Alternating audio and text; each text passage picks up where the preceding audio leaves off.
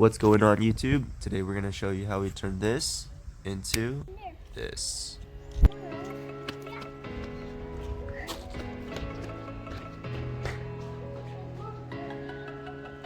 We love how it turned out, so we did the same thing to our barbecue countertops and our ping pong table.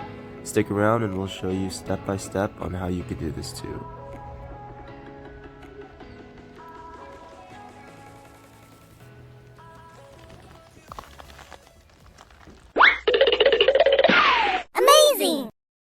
Here's a before picture of the barbecue countertop, and here's an after. Here's a before on our ping pong table, and here's a picture after. Not only does it look nicer, but it protects the surface from stains. We made a video on how to build any concrete tabletop or countertop, and I'll add a link to that video in the description. Supplies you're going to need. You need a mask or a respirator. You need a variable speed polisher, sponge, and your pads. Polishing pads. We have your 3000, 1500, 800, 400, 200, 100, and then here we have the 50. I'm starting with 50 grit, and I have my polisher set to 1500 RPM.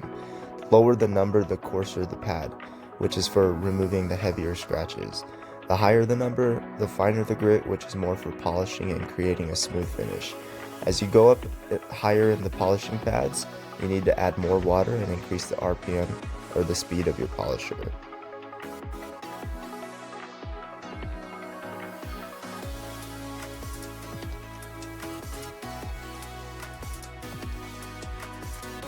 So this is after the first pass using 50 grit.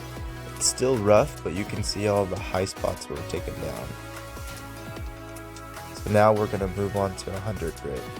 So with 100 grit, I set my polisher speed to 2000 RPM, and I'm adding a little bit more water. I have my garden hose on a low setting to keep the concrete wet.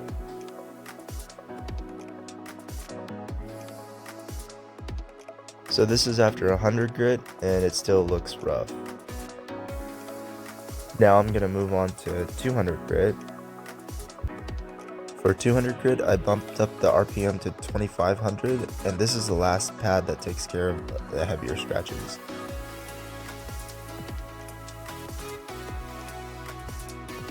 Now it's time to move to 400 grit.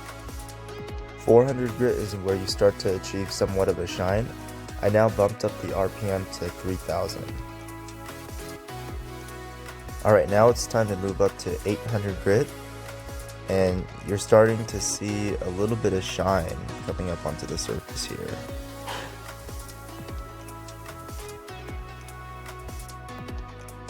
With 800 grit, I still have the polisher set to 3000 RPM, but I definitely noticed I needed more of a consistent flow of water.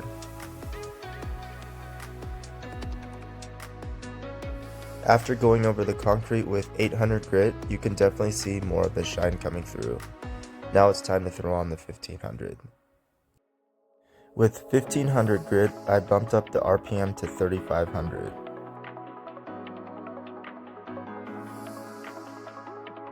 It's time for the final pass, and we're moving up to 3000 grit, and we're keeping the RPM at 3500.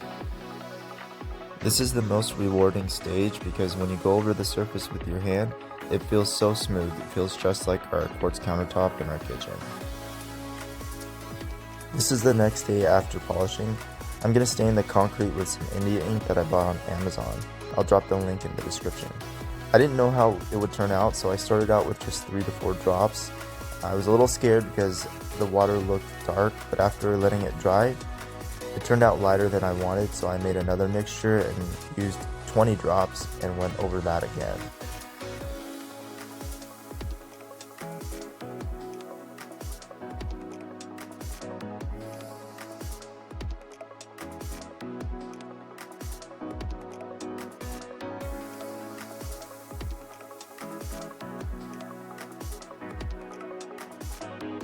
You can see how dark it looks after I shake it up, but after brushing it on again, it was lighter than I expected, so I created a darker mixture.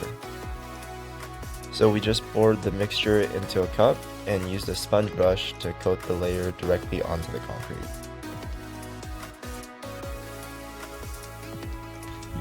Alright, so I've got one coat here on the ping pong table. Got one coat on the barbecue as well. Now we're gonna do the fireplace. So basically I'm just using this Quikcrete high gloss concrete and masonry sealer, and I'm just basically using this foam roller brush here. Gonna apply a little thin layer and roll it out. Just gonna have my microfiber cloth here because I cleaned it with some soap and water yesterday. It's fully dry. Now I'm just gonna take this and take all the dust off.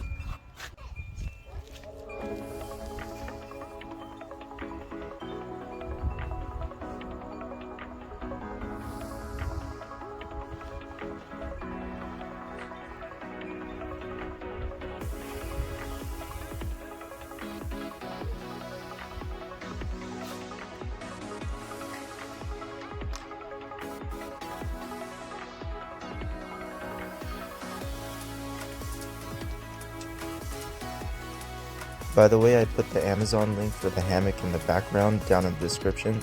It's super easy to assemble, it's comfortable, and the kids love it.